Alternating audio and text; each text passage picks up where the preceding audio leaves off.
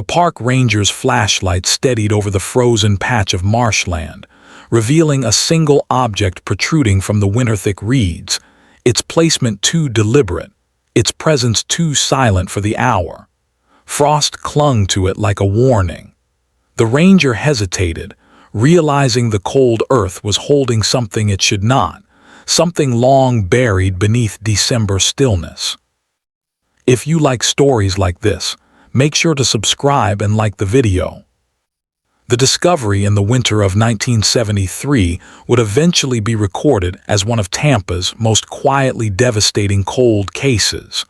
Though at the time it began, it was only a missing persons file, thin and unremarkable, tucked between holiday duty rotations and end-of-year paperwork. The victim, 22-year-old university student Claire Whitford, had vanished just days before Christmas, leaving behind an apartment sparsely decorated for the season, a class schedule clipped to a corkboard, and her car neatly parked where she always left it. Nothing about her life at the time signaled danger, disruption, or the kind of fracture that precedes disappearance. Tampa in 1973 was a city still small enough to feel familiar, but large enough for anonymity to swallow a young woman without immediate notice. Seasonal crowds moved through downtown, military families traveled in and out, students packed bus stations as the academic term ended. The atmosphere of late December only deepened the initial uncertainty among investigators, who spent the first crucial days distinguishing between the possibility of a voluntary holiday trip and an involuntary absence. No evidence pointed clearly either way. Her bank account remained untouched. No bus or flight records matched her name. Her employer noted she had picked up her last paycheck 2 days earlier, an ordinary action offering no insight into why she never returned home. What investigators had in those early days was a file that accumulated more questions than answers. The first canvass of her apartment complex revealed little. Neighbors remembered seeing her coming and going, some noting the haste typical of students approaching final exam periods.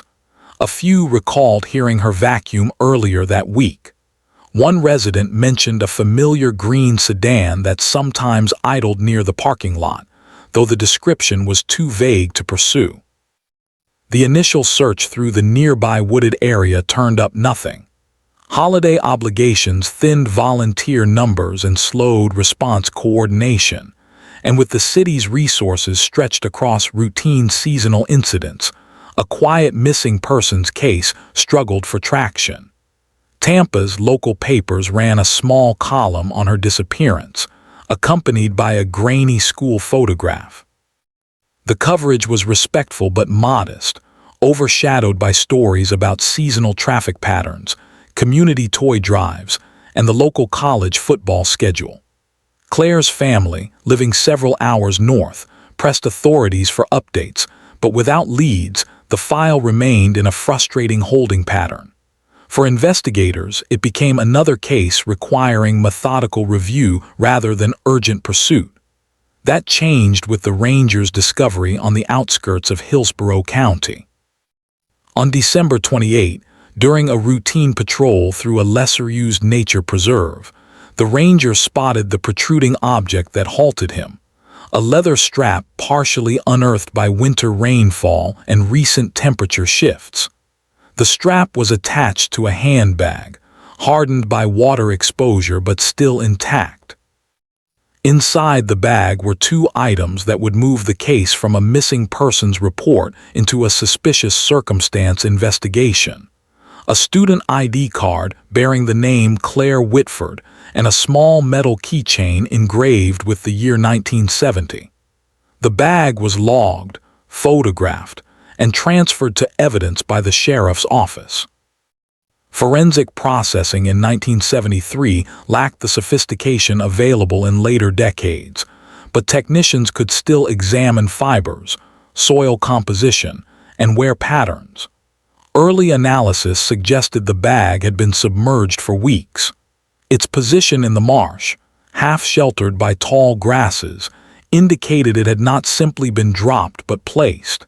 Investigators expanded the search radius across the preserve.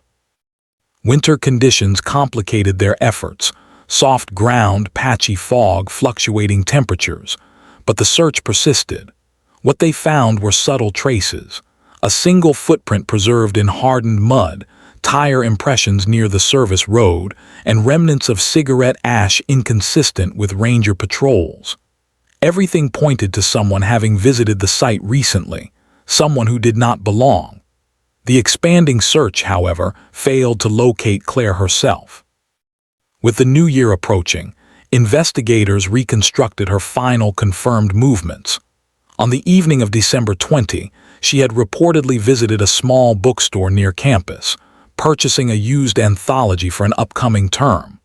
The receipt placed her there at 6:42 p.m. After that, her trail ended abruptly. Her car had been discovered in the same spot she always parked, keys still inside the apartment, suggesting she had returned home after her bookstore visit. Nothing in her unit appeared disrupted. Investigators noted Christmas cards pinned neatly above her desk and a half-completed grocery list on the counter, neither suggesting any plan to leave town. Her personal relationships were reviewed. Friends described her as academically focused, somewhat private, and preparing for graduate school applications. No recent conflicts surfaced. A former boyfriend, interviewed twice, provided a documented alibi and showed no signs of recent contact. Attention shifted toward the possibility of an opportunistic abduction or a targeted encounter that had gone unnoticed by her immediate circle. Investigators reviewed traffic flow reports, patrol logs, and any minor incidents recorded within a 2-mile radius of her apartment that night. These efforts yielded nothing significant. What they lacked was a direct witness or a credible lead, and without such evidence, the case entered the early stages of stagnation. The discovery of the bag had raised alarm, but it had not provided a clear direction. Through January and February, the file remained active but stalled, like many cases complicated by environmental loss of evidence and limited forensic tools. Over the next year, the investigation shifted into a slow, procedural rhythm. Missing person posters faded on bulletin boards. The seasonal urgency dissipated. Tampa moved on, and new cases diverted attention. Eventually, Claire's case was transferred to the cold files, joining others awaiting technological advances or the rare, unexpected tip that breathes new life into a dormant investigation. Years passed. Tampa expanded. New neighborhoods rose where orange groves once stood. Investigators retired, new detectives arrived, and the case gathered dust, stored in a climate-controlled archive beneath the courthouse. The marshland where her bag was found underwent seasonal changes but remained largely undisturbed, an overlooked fragment of county land.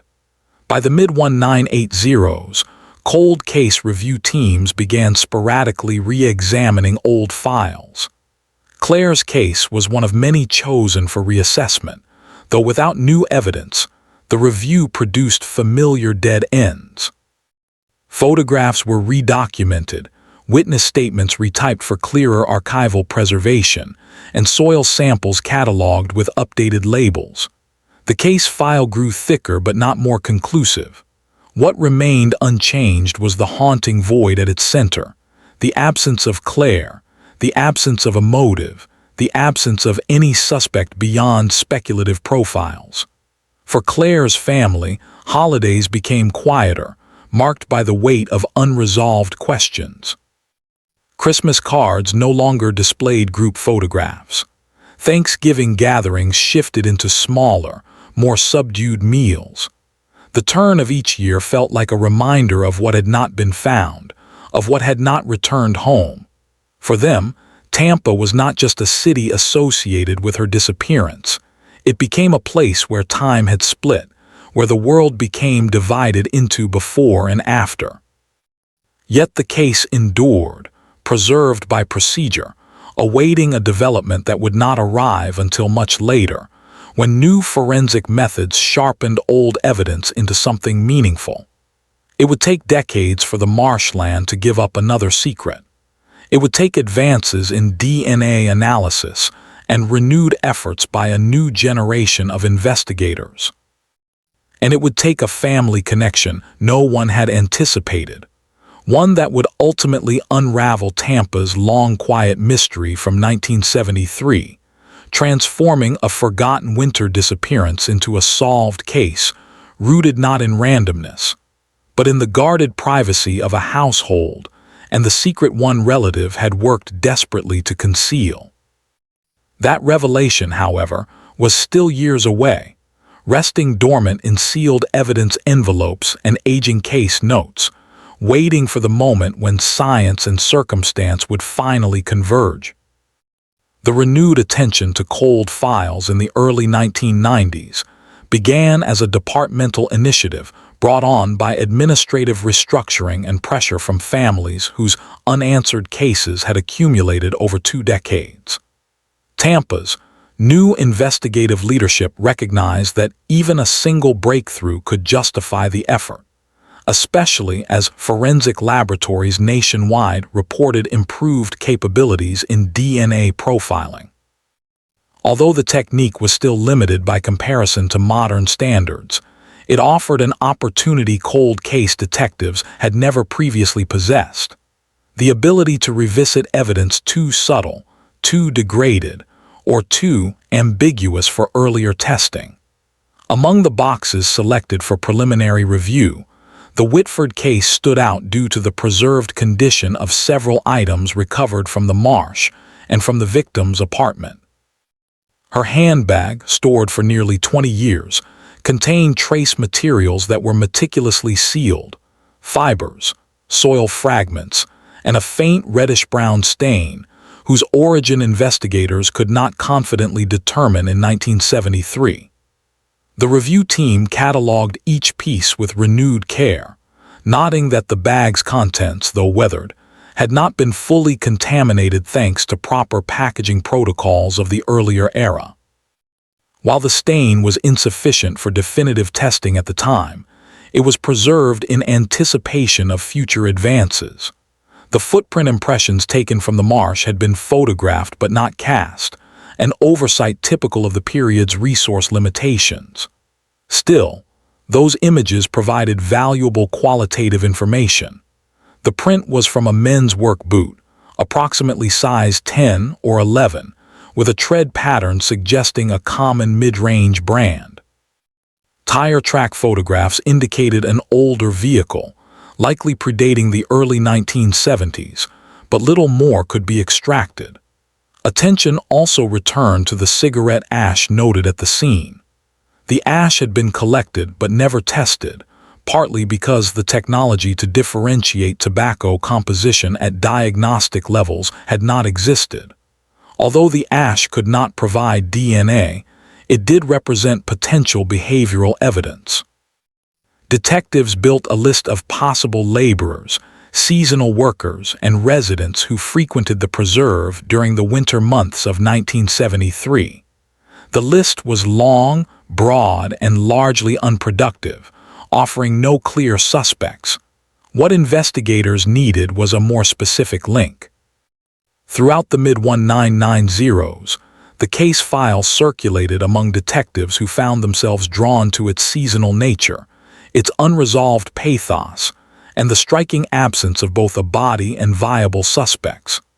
The marsh area was inspected again, though environmental changes and construction in the surrounding region had altered the landscape. Heavy equipment had reshaped access points, foliage density had changed, and erosion blurred the original terrain. Even so, the location where the bag had been discovered was identifiable through archival photographs and ranger logs. Cadaver dogs were brought in, but no new findings emerged. The case remained suspended between renewed interest and stubborn emptiness. The real breakthrough would come not from the marsh, nor from Tampa itself, but from a family storage box hundreds of miles away, uncovered in a house that had seen 3 generations pass through its doors. In the early 2000s, a relative of the original victim, sorting through property after a family death, discovered a sealed envelope addressed only with the year 1974. Inside were documents unrelated to the estate, old receipts, a faded map, and a winter photograph featuring a man whose presence in the family history had been mentioned only vaguely in earlier years.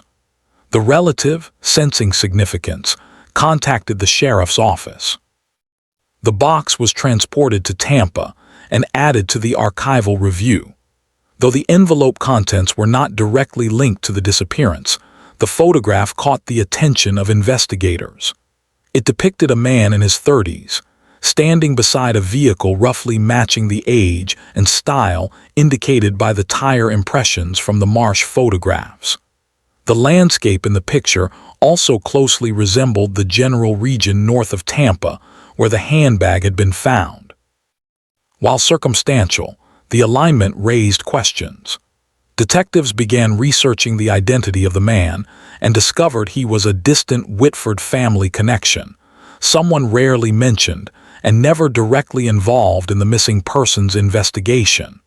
His name appeared only once in the cold file, referenced in a 1974 interview note indicating he had been out of state during the original disappearance. That statement had been accepted then, not corroborated. Modern detectives began reconstructing his movements with far more rigor, tracking older employment records, vehicle registrations, and property deeds. They confirmed he had owned a mid-1960s vehicle consistent with the pattern left near the marsh. They also discovered he had worked intermittently in rural areas of central Florida during the early 1970s, sometimes performing repairs on land adjacent to the preserve. His name, long dormant in the archival pages, began to reappear in investigative discussions, yet nothing definitive tied him to the crime. DNA testing remained a priority, but no biological evidence from the suspect existed for comparison. Without a recovered body, opportunities for new forensic analysis remained severely restricted. Investigators were forced to look elsewhere. In 2008, another advancement shifted the trajectory of the case: untouched DNA, which allowed for the extraction of genetic material from objects with minimal biological residue. The handbag from 1973, still sealed and carefully preserved, became the central focus once again. Technicians re-examined the strap, zipper, and metal keychain attached to the bag. The goal was ambitious: locate microscopic traces that had survived decades in storage, despite the environmental degradation prior to recovery. Initial tests produced mixed results, but a partial profile emerged from the clasp of the keychain, consistent with a male contributor. The profile was insufficient for CODIS entry, lacking the full set of markers required for direct matching, but it was enough to begin a process of familial cross-referencing. Investigators turned their attention back to the distant relative who had surfaced in the 2000s review. With proper warrants and cooperation from extended family members, voluntary DNA samples were collected. The partial match that resulted did not identify a single individual. Rather, it indicated the genetic signature belonged to someone within a specific branch of the Whitford extended family. This revelation stunned investigators, shifting the case from theories of random violence or opportunistic crime to the possibility of a family-linked suspect. The discovery reframed the entire investigation, prompting detectives to scrutinize every earlier assumption. If the suspect knew the victim or shared family ties, then the disappearance might not have been random, but shaped by personal dynamics unexamined in the 1973 inquiry. At this stage, detectives constructed a detailed timeline of the suspect relative's travels and employment patterns. Records indicated he had been in Florida far more frequently than originally stated. Payroll slips and motel receipts placed him within proximity of Tampa in December 1973. Investigators re-interviewed surviving acquaintances, neighbors, and former coworkers. Accounts emerged describing him as solitary, private, and prone to unexplained absences. Though none of these traits constituted evidence, they contributed to a psychological profile consistent with someone who might avoid scrutiny. The case built momentum as additional forensic techniques became available, including advanced soil comparison that allowed technicians to match mineral compositions between preserved samples from the marsh and soils found on old equipment once owned by the suspect. Through cooperation with county property archives, investigators located a rusted toolbox stored in a shed on land previously belonging to the relative. Inside were residual soil fragments. Laboratory comparison indicated strong consistency between those fragments and the original samples collected in 1973. While not definitive, the findings narrowed the investigative focus further. Meanwhile, genealogical databases had become increasingly influential in cold case resolution nationwide. Investigators sought a court order allowing the upload of the partial DNA profile to a regulated genealogical matching service used for law enforcement comparisons. After extended legal review, permission was granted with constraints ensuring compliance with privacy protocols. The result was incremental but meaningful. The familial connection strengthened, pointing toward a specific lineage within the Whitford family network. From there, investigators began identifying all male relatives who had been adults in 1973 and capable of involvement. Several individuals were ruled out quickly due to military deployment, documented illness, or geographical distance. The list narrowed to 3 men, all deceased by the early 2000s except one, the same distant relative whose photograph had surfaced decades after the disappearance. Forensic uncertainty still prevented a direct accusation, but the mounting circumstantial evidence demanded further inquiry. Detectives deepened their search into archival records, examining financial documents, travel logs, and inconsistencies in earlier statements. The relative's original claim of being out of state had been based solely on his own verbal assertion. No corresponding documentation supported it. Just as crucial was his ownership of property located near the preserve at the time, a detail overlooked in the original investigation. The property, a modest rental home on the outskirts of the county, had long since changed hands. However, historical land surveys revealed that a service road bordering the property provided discreet access to the preserve, reinforcing investigative suspicions. Despite the accumulation of evidence, the case still lacked one essential element: the recovery of Claire herself. Without it, prosecutors hesitated to authorize further action. Yet the investigation pressed onward, driven by the belief that modern tools could succeed where earlier efforts had faltered. It would be the convergence of new technology, genealogical research, and one final environmental survey, conducted with equipment unimaginable in 1973, that would uncover the missing link and transform suspicion into certainty. The decision to authorize another environmental search came after extensive consultation with specialists in ground-penetrating radar, forensic geology, and hydrological modeling. Advances in subsurface imaging technology had allowed investigators nationwide to locate long-buried remains in previously inaccessible terrain. Tampa's marshland, transformed across decades by construction, seasonal flooding, and plant overgrowth, presented considerable challenges, yet the team believed enough original landscape features remained to support a targeted search. Using archival ranger maps, early survey photographs, and reference points identified in the 1973 evidence logs, investigators reconstructed a detailed model of the area as it would have appeared at the time of the disappearance. The objective was not to comb the entire preserve, but to focus on the region closest to the handbag discovery site, particularly areas least disturbed by subsequent environmental change.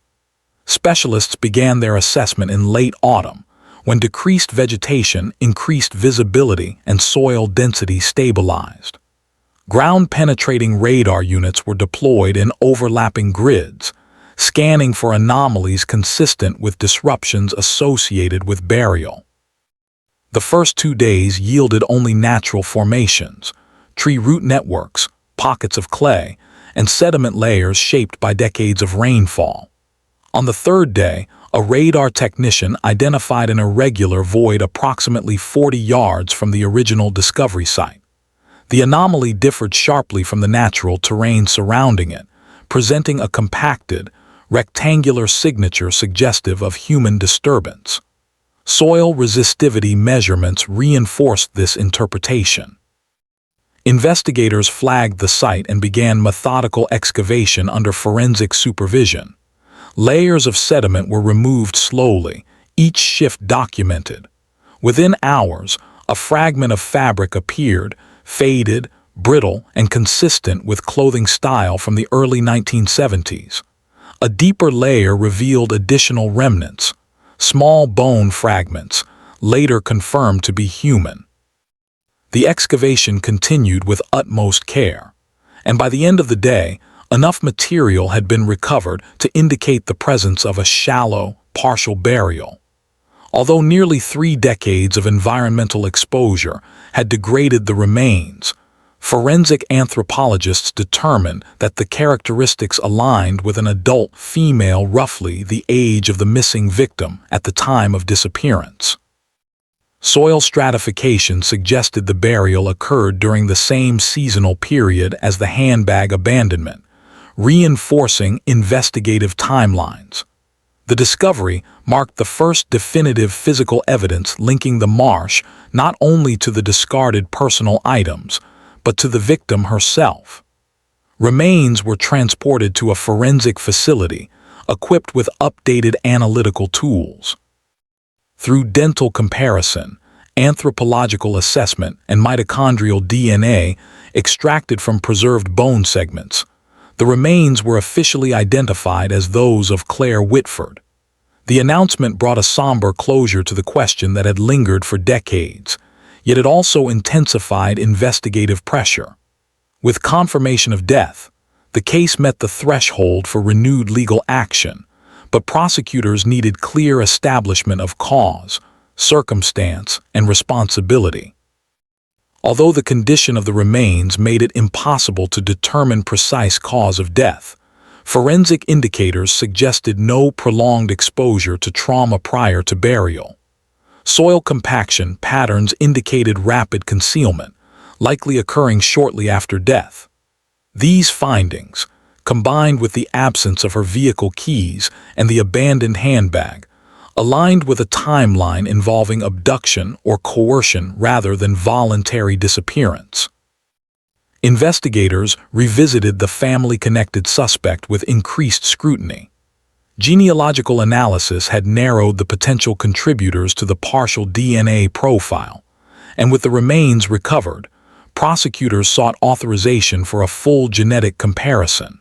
Since the suspect was still alive, albeit elderly and living out of state, lawful collection of a reference sample required significant coordination. Legal proceedings advanced carefully, respecting the boundaries of probable cause and evidentiary sufficiency.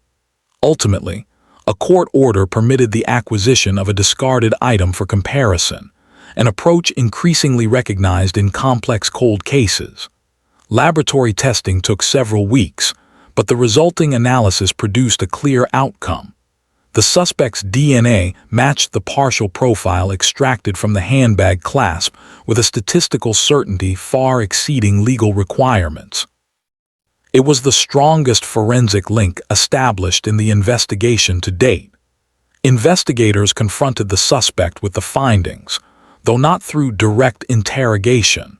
The man suffered from significant cognitive decline and resided in a long-term care facility. Medical evaluations indicated he was incapable of providing coherent testimony or participating meaningfully in legal proceedings. This presented prosecutors with a complicated challenge. Overwhelming evidence pointed to his involvement, yet the suspect's deteriorated state limited judicial outcomes. Still, the criminal responsibility could be legally established, even if traditional prosecution was no longer viable. Additional investigative steps focused on reconstructing the circumstances leading to the crime. Through interviews with extended family members and examination of long-overlooked documents, detectives identified a period of tension between the suspect and the Whitford family in the early 1970s. While not directly involving Claire, these tensions stemmed from financial disputes, estrangement, and disagreements over property inheritances affecting older generations. None of these issues conclusively explained the disappearance, but they established a backdrop of familial distance that had not been fully appreciated during the original inquiry. Investigators theorized that the suspect's presence in Tampa during the week of Claire's disappearance was not coincidental. Several receipts placed him in nearby towns around December 1820. His work-related travel provided a plausible rationale for his presence without attracting scrutiny. It became increasingly clear that Claire was likely targeted not by a stranger but by someone distantly connected, someone aware of her routines or capable of approaching her without triggering immediate alarm. Using this context, detectives reconstructed a probable sequence of events. The suspect, traveling near Tampa, may have visited the vicinity of Claire's apartment complex, possibly under the guise of reconnection or inquiry. Whether an argument ensued or a confrontation escalated inadvertently remained unknown. Without eyewitness accounts or surviving direct statements, investigators relied on circumstantial but cohesive evidence. The sudden halt in Claire's routine, the lack of signs of struggle in her apartment, and the proximity of her last known movements to the suspect's documented travel locations. One scenario gained increasing acceptance among investigators and prosecutors. The suspect may have encountered Claire near her residence, leading to an unexpected confrontation. If she resisted or threatened to report him, he may have acted impulsively, resulting in her death. The absence of prolonged trauma indicators on the remains suggested a rapid, unplanned event. The subsequent disposal of the body in the marsh, a location the suspect likely knew due to work in the surrounding area, reflected hastily concealed panic rather than premeditated criminal sophistication. The environmental conditions at the time, a cool December with intermittent rain, would have aided the rapid burial by softening the ground. The placement of the handbag, deliberately separated from the body, may have been an attempt to mislead investigators or simply a result of disorganized concealment. With these conclusions in hand, detectives constructed a comprehensive evidentiary timeline supporting official case resolution. Although the suspect could not stand trial due to medical incompetence, prosecutors prepared a detailed filing outlining the investigative findings, forensic results, and genealogical evidence linking him directly to the crime. This allowed the court to formally attribute responsibility, ensuring the record reflected a resolved case despite the absence of a traditional criminal proceeding. The court accepted the filing, acknowledging the suspect as the individual responsible for the death of Claire Whitford. For the Whitford family, the announcement carried a complex emotional weight. After decades of uncertainty, the confirmation brought both relief and renewed grief. Holidays became quieter again, though no longer defined by the silent burden of not knowing. Thanksgiving gatherings resumed with a sense of restored narrative, and Christmas traditions once set aside slowly returned. The family expressed understanding toward the complexities of the legal resolution. The suspect's declining health prevented a conventional trial, but the factual establishment of responsibility provided the acknowledgement they had long sought. The marshland, once an overlooked boundary of county property, gained a memorial significance. Investigators, family members, and community volunteers participated in a small, unpublicized gathering near the site where Claire had finally been found. No plaques were installed, no markers placed, but the quiet observance recognized both the tragedy and the decades-long effort to uncover truth. For the investigative team, the case became an example of the power of persistence, archival preservation, and scientific advancement. Each technological shift, from early DNA profiling to genealogical matching and advanced ground imaging, played a role in transforming a file that once seemed impenetrable into a solvable case.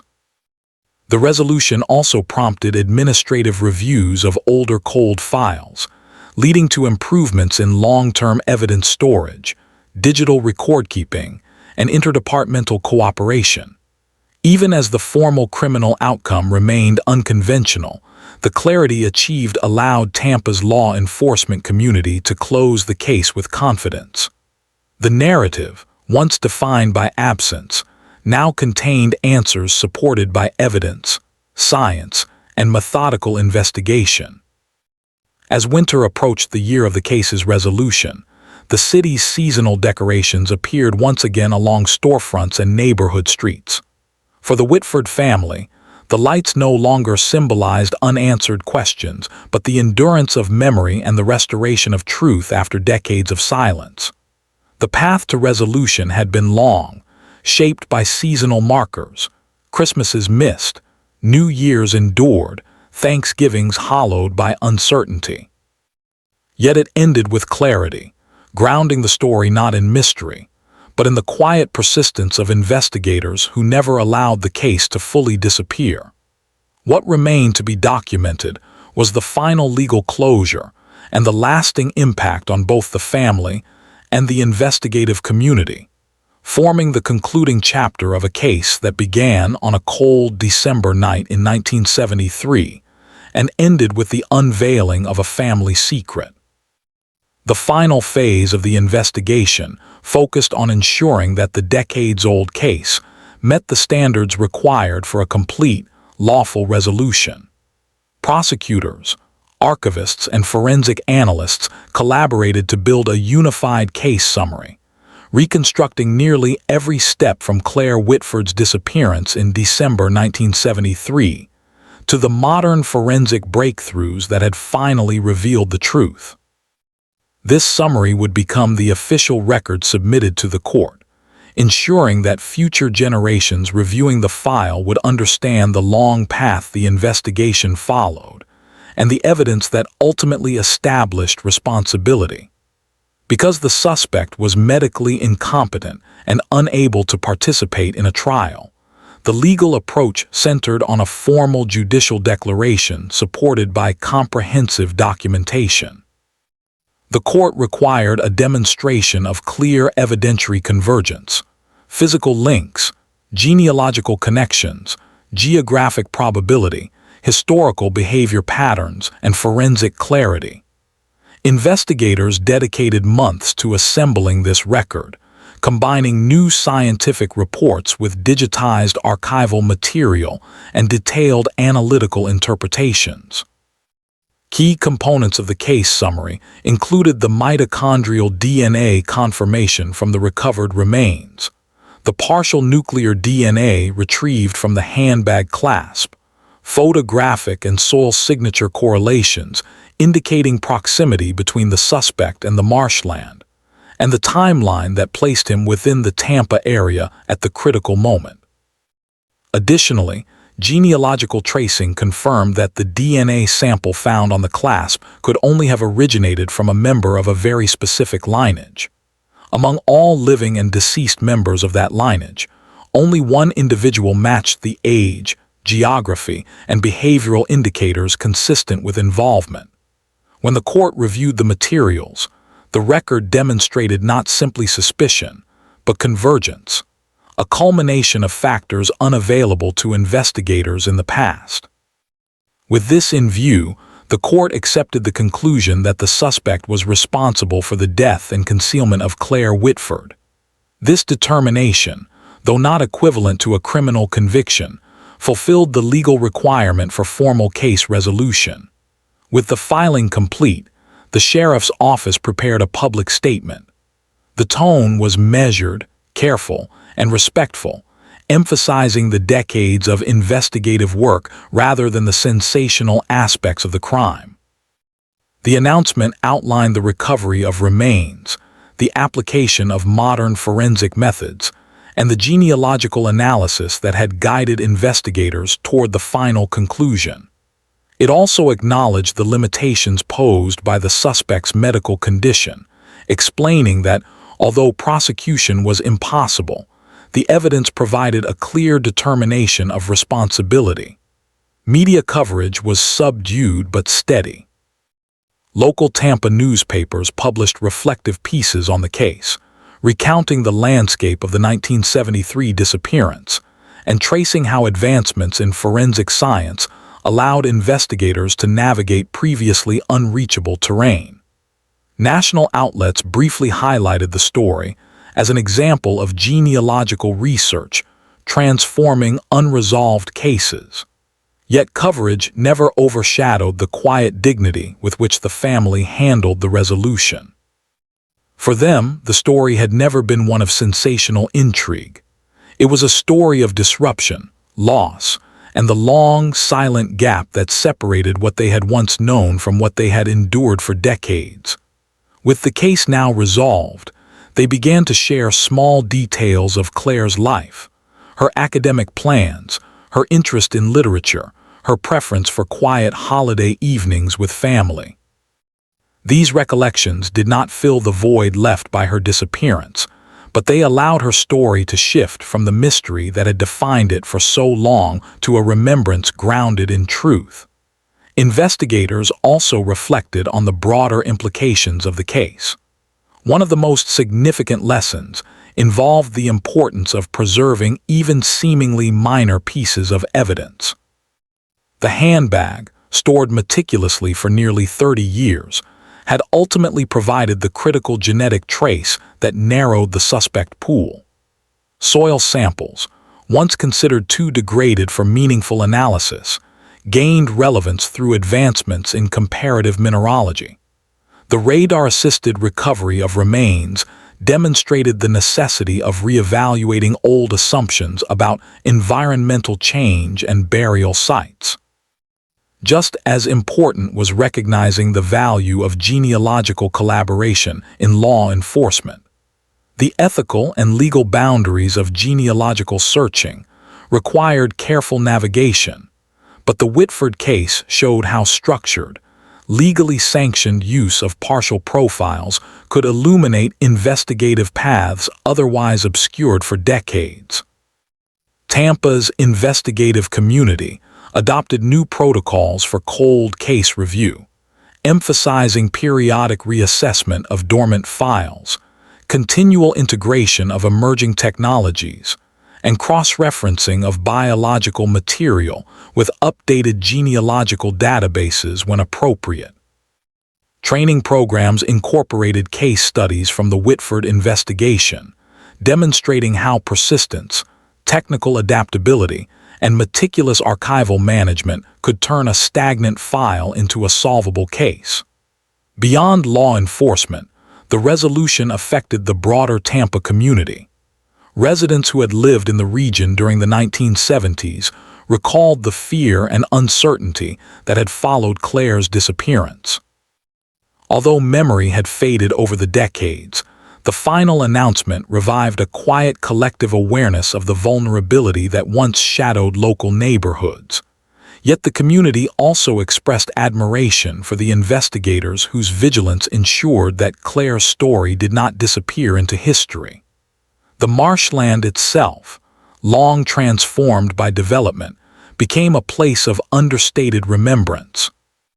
While not formally designated as a memorial site, those aware of the case often spoke of the area with a renewed sense of respect. The landscape, once marked by silence and unanswered questions, now held a resolved narrative, one shaped by science, persistence, and the quiet dedication of those who refused to let the case fade. As the legal documents were finalized, the sheriff's office closed the case in its official database. The entry, once marked unsolved, transitioned to closed, responsibility established. The designation carried weight, signifying that the investigative journey had reached its endpoint. For cold case detectives, the closure represented more than administrative finality. It served as affirmation that investigative perseverance matters, even when decades pass without progress. It reinforced the principle that justice, while delayed, remains possible through methodical reevaluation and the tireless pursuit of facts. For the Whitford family, the timeline of Claire's disappearance had always been intertwined with holiday seasons. Her absence had reshaped the patterns of Thanksgiving gatherings and quiet Christmas traditions. After the resolution, these seasonal markers began to shift again. Thanksgiving meals became opportunities for remembrance rather than quiet grief. Christmas lights regained meaning, no longer reminders of what had been interrupted but symbols of what had finally been restored: truth, acknowledgement, and a sense of narrative completion. Years after the resolution, the case continued to inform forensic conferences, academic discussions, and genealogical workshops. Experts referenced it when illustrating the importance of revisiting cold cases with new methods, and when demonstrating how partial DNA profiles could yield breakthroughs despite initial limitations. The case also became part of training materials for new investigators, emphasizing the need for patience, adaptability, and adherence to evolving standards of evidence preservation. The Whitford case remained a touchstone example of how a seemingly impenetrable disappearance could be unraveled through scientific discipline rather than speculation. As Tampa entered another winter season, the city's landscape reflected both continuity and change. Decorations filled storefronts, families prepared gatherings, and seasonal lights traced familiar patterns along the waterfront. The Whitford family observed these traditions with a renewed sense of peace. They spoke of Claire not as a mystery but as a remembered daughter, sister, and student whose life had meaning beyond the circumstances of her disappearance. In the quiet rhythm of holiday evenings, they found a form of closure grounded not in triumph but in truth. The investigators who had worked the case, both past and present, felt a similar shift. The file that had once represented an unresolved weight on the department's history now stood as a testament to the value of persistence. Even those who had retired before the resolution felt a measure of completion, knowing that the work they had begun decades earlier had contributed to the final outcome. In the end, the Whitford case became more than a solved cold case. It became an illustration of how time, science, and dedicated investigative work can converge to reveal the truth behind even the oldest uncertainties. It showed that resolutions may come slowly, shaped by incremental advances rather than dramatic revelations. It reminded those who study such cases that closure is not defined by courtroom verdicts alone, but by the establishment of factual understanding supported by enduring evidence. And it affirmed that families who wait for answers across decades can eventually receive them, even when the path is long and the process is complex. As another December approached and Tampa prepared for the holiday season, the final chapter of the Whitford investigation rested quietly within archival shelves, no longer an open wound but a resolved history. The case that had begun on a cold winter night in 1973 ended not with spectacle but with clarity, anchored in the methodical, steady pursuit of truth.